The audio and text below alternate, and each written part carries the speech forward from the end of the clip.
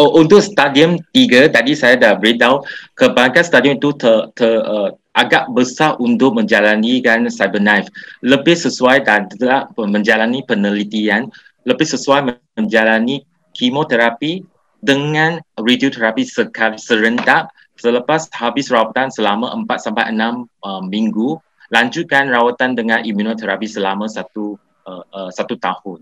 So itu adalah lebih kepada standard waktu sekarang untuk tahap 3 jika tidak sesuai untuk menjalani operasi.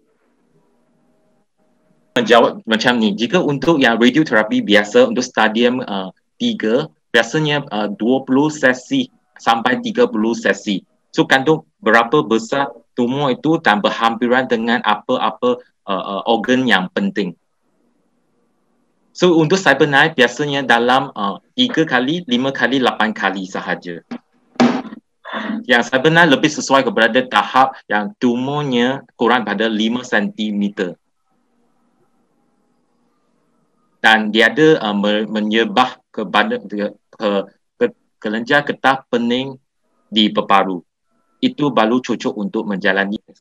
Okey, kemoterapi selepas dia masuk ke badan, dia akan dicernakan ataupun menjadikan tidak ada apa-apa di hati. So maksudnya selepas menjalani kemoterapi, hati akan menghancur atau merosakkan kemo dan dia akan keluar melalui kencing ataupun najis.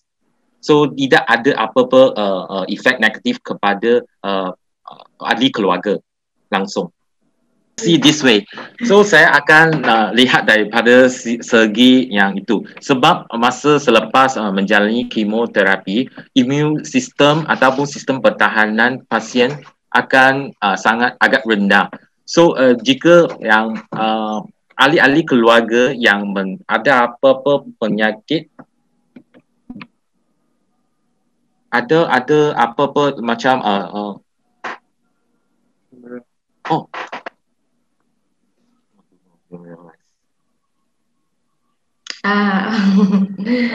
sorry, baru saya kesan saya tidak on-gan kamera. Saya boleh kata macam ni, bukan sebab tidak efek kemo itu tidak boleh berdekatan dengan pasien. Kami yang risau ialah imun sistem pertahanan pasien yang rendah. Jika ahli keluarga yang ada jangkitan kuman, akan senang pasien yang imun sistem yang rendah ni dapatkan jangkitan daripada ahli keluarganya. So itu yang saya nampak daripada soalan ini. So saya rasa ini perlu diperiksa oleh doktor bedah. Lebih bagus jika stadium 3A ini dapat bisa dioperasikan, menjalani operasi, lepas itu perlukan kemoterapi. Untuk yang doktor bedah meneliti dan rasanya tidak dapat dioperasikan, so pasien ini perlu menjalani apa yang tadi saya berbicarakan, harus menjalani kemo serentak dengan radioterapi selama 4 sampai 6 minggu, gantung kepada saiz tumor itu dan berhampiran dengan apa-apa organ yang penting sekelilingnya. So itu sebabnya dulu menggunakan teknik ini hanya kemo serentak dengan radioterapi. Efek ataupun result itu bukan sangat-sangat mengkagumkan, very impressive result. Itu sebabnya kemunculan imunoterapi perlu dilanjutkan selepas kemo serentak dengan radioterapi untuk setahun. So ini memang memanjang kelangsungan hidup, cure lebih bagus, boleh katakan rawatan tambahan dengan imunoterapi. Okay, in terms of diet restriction, makanan harusnya seimbang dan merangkumi semua zat-zat yang ada, terutamanya pasien yang menjalani kemo, sebab dia perlukan zat-zat untuk mengembali kesihatannya. Jika makanan yang tidak seimbangnya, zat-zat itu tidak dapat untuk memulihkan badan, akan melambatkan rawatan, terutamanya kemoterapi. So in terms of restriction, I would say that balance and healthy diet will be wise enough in English. So I think there's a few need to be clarified. The tumor that she mentioned, is it a cancerous or is a non-cancerous or is a pre-cancerous. So it's a bit difficult for me to tackle without looking whether this is a pre-cancerous or really is a cancerous tumor at this point. So I would say that if even this is a pre-cancerous, because looking at the volume of the breast and also the numbers of tumor, if let's say there's a multiple defect in the breast, I would rather that is mastectomy will be a wise choice. And the other thing is that if let's say tumor really infiltrate into the nipple, if there's no point to keep the nipple because they will disease a nipple. Atau saya explain, cuba saya explain dalam Indonesia, jika dari segi sisi ataupun volume breast, jika banyak lumpectomy, banyak tumor sudah dioperasi, dibuangkan, yang tertinggal tisu breast yang normal tak banyak, akan nampak sangat susah, tak berapa cantik untuk dinampak. So dia ada manfaat untuk keepkan breast itu lagi. Dan jika yang kanker sudah memakan ke dalam nipple itu sudah menjadi penyakit. Tak ada kebaikan untuk menyimpankan nipple yang sudah ada diserang kanker. Pastikan perjalanan medismu tanpa repot bersama Somek. Banyaknya syarat untuk berobat ke Singapura ataupun Malaysia membuat repot selama pandemi ini. Selama 12 tahun, Somek didukung SOS Ambulans Udara melayani pasien untuk berobat ke Singapura dan Malaysia.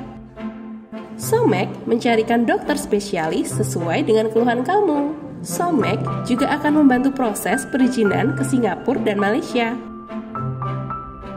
So, tunggu apa lagi? Hubungi tim Somek untuk perjalanan medismu.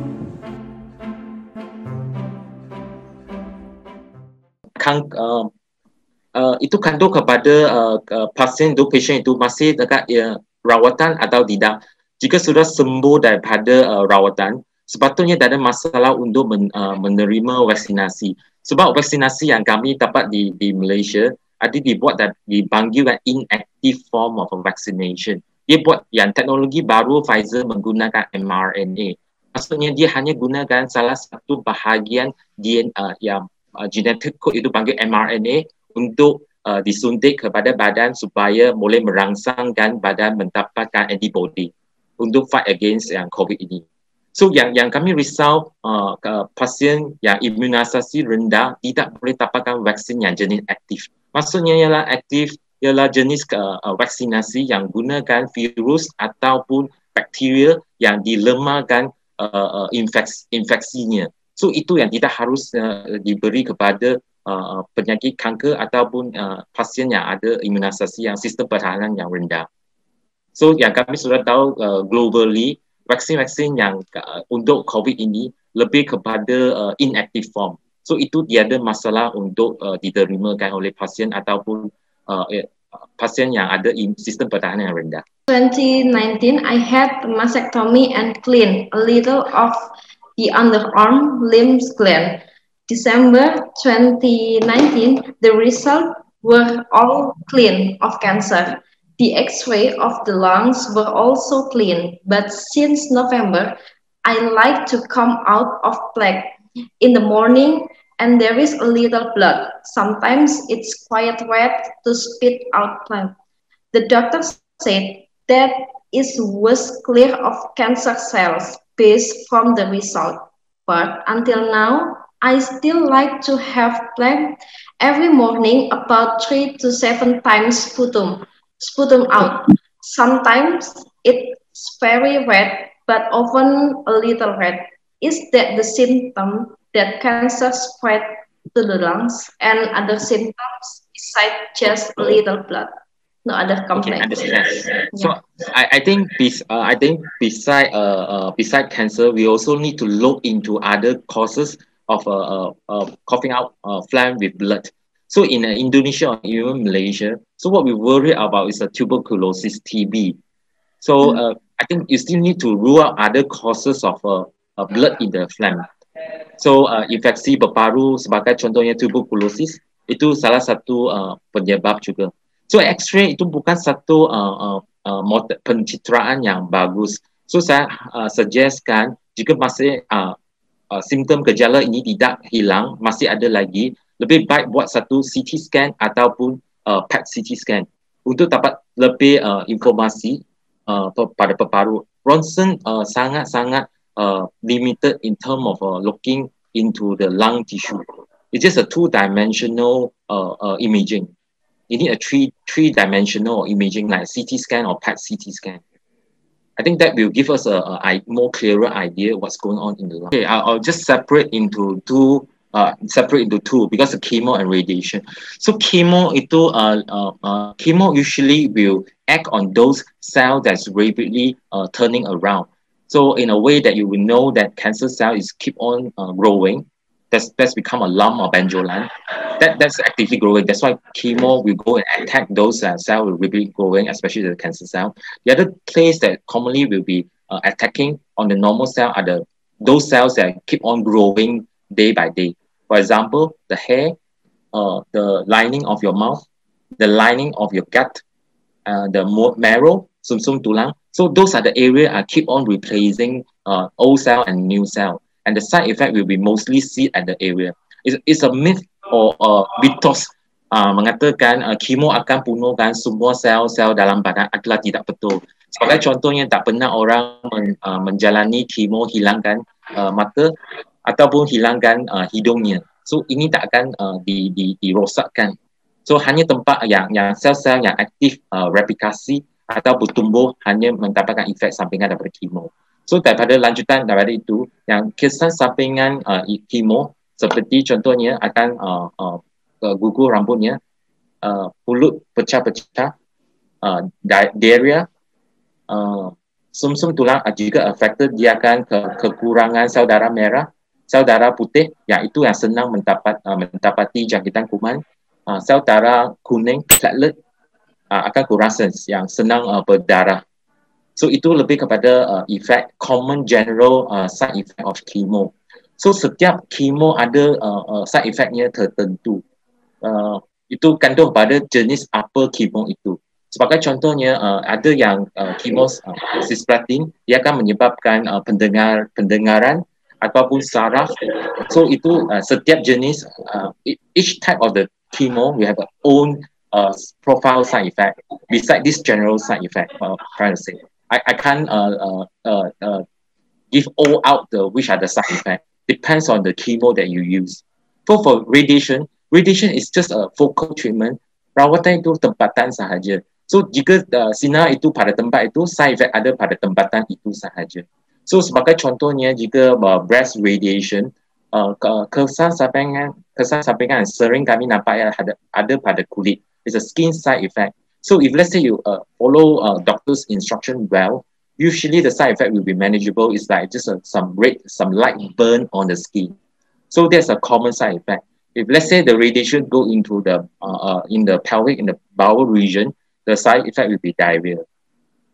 That's called acute side effect during radiation. The long-term side effect, let's say the dose is high enough to cause some damage, there will be a permanent side effect on that region. For example, sebagai contohnya side effect pada kulit yang lama selepas 3 bulan ke atas selepas selesaikan sinaran.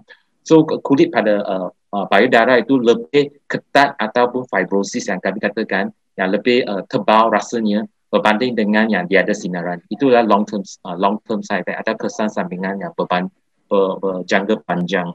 So ada orang yang selepas sinaran ada pembentukan saluran-saluran yang kecil pada kulit itu, telangiectasia. So it depends on the area that you radiate and what are the acute side effect and the long-term side effect. Okay, just now as I mentioned that satu yang berbeza dengan jinak dan ganas ialah dia akan melanggar batasan itu. Maksudnya dia akan memecahkan dinding yang melindungi benjolan itu ialah jenis yang kanker yang agresif. So walaupun ia tak membuat biopsi apa-apa, kanker itu akan makan ke dalam pembuluh darah dan ia akan bergerak daripada bayu pergi ke otak, tulang dan sebagainya. Itu ialah karakteristik kanker yang jenis agresif. So whatever you're not doing that, you by itself, you try to spread out. That's a characteristic of a aggressive tumor. That's a cancer or carcinoma. Difference from a benign condition is a GDAC one. Terima kasih telah menonton video ini. Jangan lupa subscribe channel Tekon TV. Share video ini jika kamu mendapatkan manfaat darinya. Terima kasih.